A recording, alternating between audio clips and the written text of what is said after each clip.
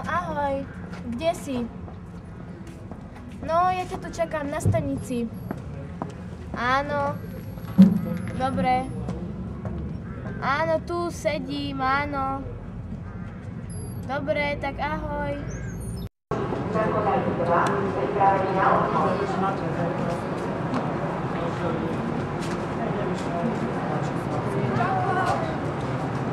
Čauko, aká bola taká? Čo ti ja viem? Dlhá bola tá cesta, ale tak, čo? A ako sa máš na voľno, ako si pochudla? Tučná si bola teda ty. Čo, ako máš dietu?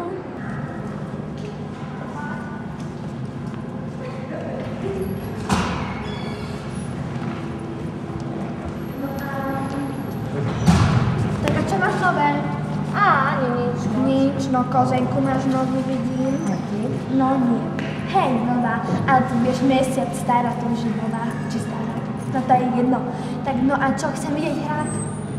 No. No, ale my tu nemáme hrať.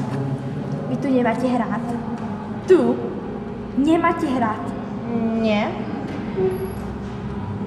To nemyslíš vážne. To, a čo tu máte? Krivuľ a choptok? Chotok. No. Krivaň a choptok. Áno, krivaň a choptok. Áno.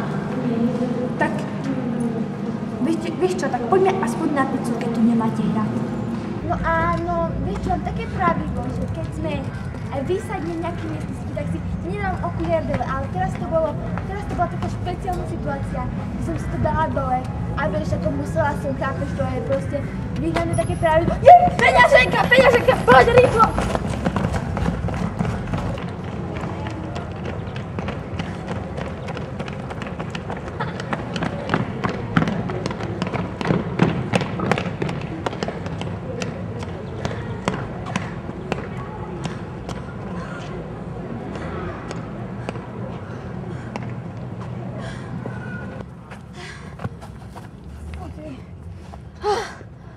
Ty kaksa, ako mali drza si ukradli mi peňaženku.